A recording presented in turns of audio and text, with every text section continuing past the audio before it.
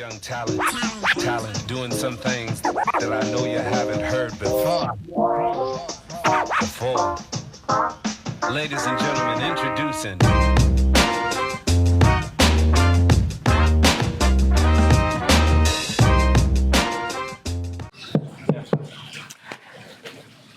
Now, let's dive deep into why we ended up with 5 out of your batch. Again, Of 37? 37. Again, 37, priorities. Yeah. What people want. I'll give a classic example. One of the classic examples would be my brother itself. You know, like he used to work. Like right now, he doesn't work for any hotels or restaurants or anything like that. But he was also an hospitality management student, where he said that I'm not going to work for this industry anymore because I'm not getting my weekly day off. A weekly day off in the sense he wants a Saturday and Sunday off. Oh, right. Like Saturday, Sunday. Yeah, Saturday, Sundays, and trust me when not trust me, you would know, you know, like we don't have something called Saturday and a Sunday. Yeah. And the whole world would party. Yeah. And you would be also partying. Yeah. But cooking for the party. Yeah. Yeah, cooking or serving for the party. So that's But then I guess basically, our world works in reverse. And yeah, if you want to say that, you know, it's all, if you want to see it just on the positivity, like saying like you go to a movie theater on a Monday and you get the tickets, you know, like the best seats in the theater. Best seats, but that's something which we are making compromises. We are trying to find, you know, priorities. Priorities. We also have our own little limitations as well. We all want our Saturday, Sundays off also. Even I crave for it even now. Yeah, so let's not sugarcoat this. You know, like it's just that our industry has been made into that way. But there are a lot of really great restaurants around the world who are shut on Sundays. I used to be part of one of those. Who shut on Sundays? It was pretty cool. You know, you could go to a concert on a Sunday. You could just spend time with people who also seem to have their offs on Sundays. My previous stint, where my restaurant was right in the center of the downtown area, and not many people actually travel into that workspace area on a Sunday, so there's hardly any people, you know, moving around there. So we shut the space on a Sunday. So it kind of worked, but at the same time, you also have to see how those financials work. Because financials mean a lot, because at the end of the day, it's a business. It's a business. We are all making money for it. It's a survival. So we have to see how it works.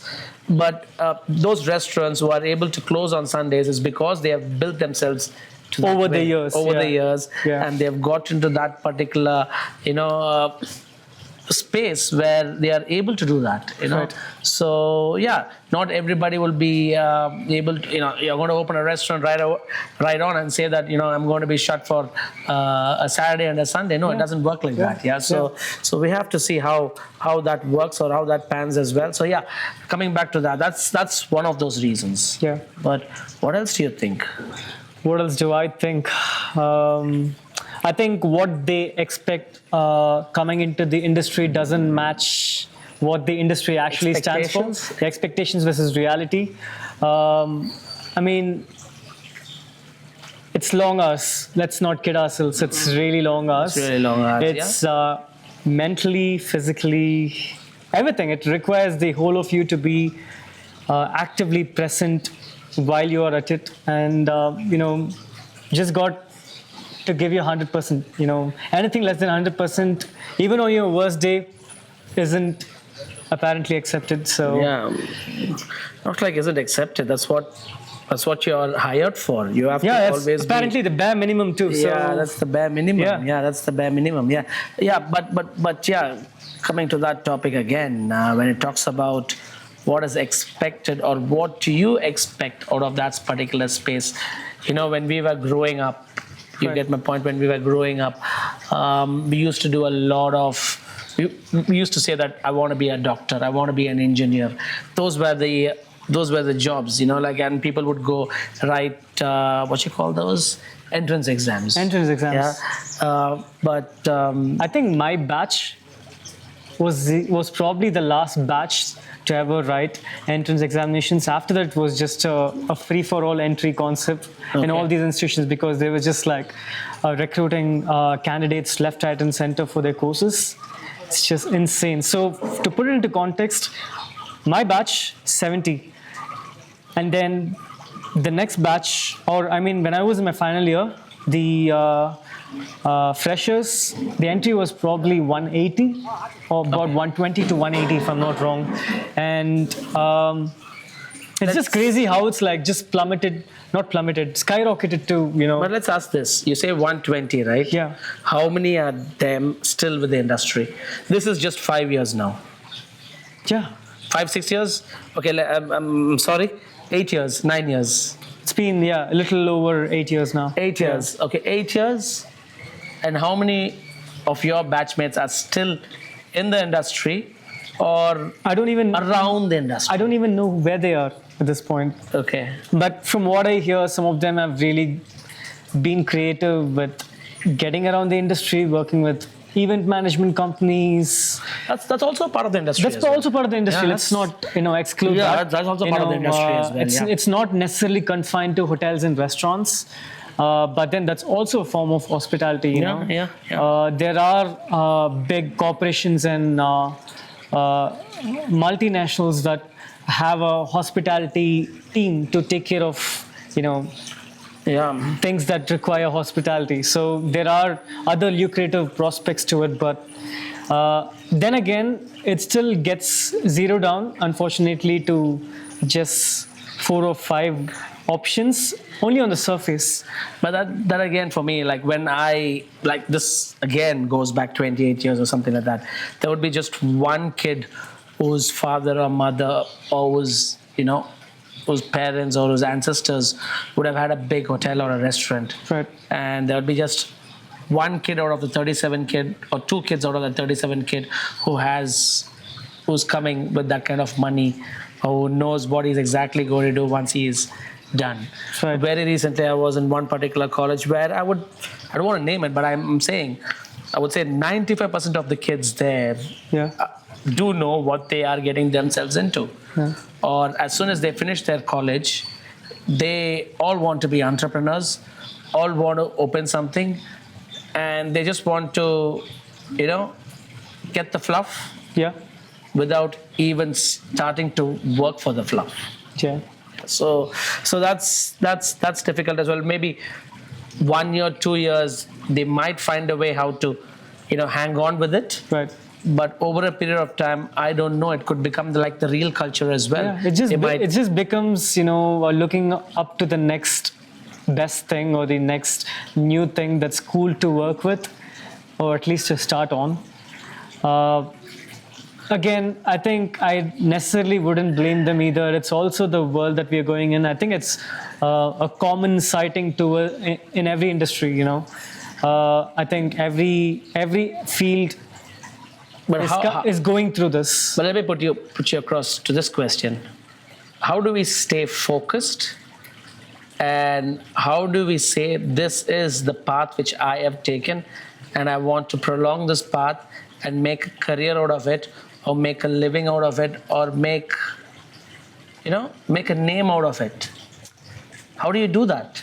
I'm just asking you because, for me, it's a different trajectory. Yeah. Of course, I took the same trajectory, but you've been in this for 30 years now. For 30 years. Yeah. Let's 28 years. 28. Okay, 2 years less. Yeah. Let's round it off. Yeah, let's round it off. Okay, let's round it off to 30 years. Yeah. 30 years. Okay.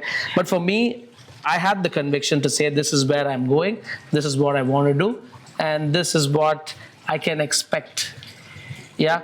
But I don't know about what's going to happen, or what is in the mind of the younger generations these days. Do they have a finishing line in the next 2 years? I do see that this pattern with a lot of kids, have kids in my family who are teens, and I do see that they often do not want to identify with anything, or any of the younger generation, actually, just not the kids, they do not want to identify with their, with what they do as a career, with them as a person, and they want to really be a multifaceted person. So when you do want to be a multifaceted person, you would want to not just focus on one thing, But correct me if I'm wrong. Yeah. It has to be one which is going to make you money. Absolutely. Yeah. It's going to be that one thing which is going to make you money, or going to make you the living, or going to make you the name. You can't have, of course, yes, there should be that one basic line which you have to take, and you have to, hang on to it. Yeah. And push. And push. Jack of all trades, Yeah, but a master of none. Yeah, but master of none. So I don't know. I don't know how I'm going to say. I'm like there's another thing which I really, I won't say I hate, but perfectionists. The word perfectionist. That's something which I don't like. And we all, look for that perfection, where we just miss to see the other things around it to make it perfect. I think it really, really drips down from the way our society's fabric works with all these smaller things that we want to do, You mean to say grades in schools? Grades in schools. Like, let's just say, we are all on our phones, right? Yeah. How many times have you, captured a photo 4 to 5 times and have looked for the perfect photo amongst the 5 to post on your socials, or you want to share it with someone? But I used to, That's a very small thing. My days were different. You have to take a film camera. If you Right. take that, there's only 37 films in that particular roll. Yeah. And if you don't get that roll correct, and that too, you would only see it after a week or so, after the washing, and after you get to see a particular picture, then you would know whether you have taken it right or whether you have taken it wrong. These days, it's advanced so much That you can that you can modify what you currently have. So I think it just boils down to the amount of choices we have, the options we have to fair enough. Fair enough. that we just Fair have enough. to go through to make the right decisions, and we'll never know if the decision is or the option is right. Okay. But I personally believe that if you do make a decision, you do not care about the outcome, but rather make the decision right for you. Yeah. And that's how I would like to see it. And that's how I would want anyone who chooses one field of interest. At the end of the day, I think talent, in my definition, talent is pursued interest. There is no one person in this world that is naturally talented, but then it's just a pursued interest that brings them to that stage of being talented. So you're saying if a person is talented in a particular thing, he would strive to be a perfectionist on that particular thing. Well, he or she is just naturally good at it. That's it. Yeah, fair enough. That's because they want to pursue it. Fair enough. Talent fair enough, is fair pursued interest. So, Fair enough. yeah, I mean, it's hard. It's hard. There's just too much noise around us. You could be. It's just the way the internet has really changed our way of seeing things that we always have. Now we blame on the knowledge which we get. Yeah. Yeah. Some people, die of thirst. Some people die of drowning, Okay. So they complain about drowning, being drowned in information. Okay. I've been there too. So it's Fair enough. Fair enough. It's a dichotomy, It's just two things, two polar opposites. Fair enough. Fair enough. Fair enough. But yeah, it's really hard to get to understand the younger generation. But I believe over a period of time, the younger generations find their way around it. Yeah. I mean, Yeah. I really, really hope No, I think we will actually talk about more of this because we do work with a lot of youngsters. Yes, we And, would. And it's going to be a really, really fun We would talk episode when about we that, actually yeah. do that. Because, we would talk about that. Yeah. We would also be talking about how we ideate and how we stay focused, or how we stay passionate, or how we come up with a particular course or a particular theme or a particular dish. Yeah. So The books that we are reading. Yeah, the books that we are reading currently. Yeah. The books that we want to read. Yeah. We would also talk about Chefs from around the world. chefs from around the world who we see, who we inspire aspire, us, yeah. and get inspired. Trips around the world where we travel, and what we really liked about shows. Like shows. I should really talk about, these days there are a lot of food shows, like when we were growing up, it was just the Food Network. We, in the sense, when I was growing up, it was just the Food Network or one or two particular episodes of something around TLC? food. Yeah, TLC, yeah. But just that. But nowadays you could just get into Netflix or get into any OTT platform, or even for that matter, just get into YouTube and just Look at food that visually stimulates. Visually stimulates the service as well, and also understand how these restaurants work around the world as well. So there's no breadth to knowledge which we can gain from.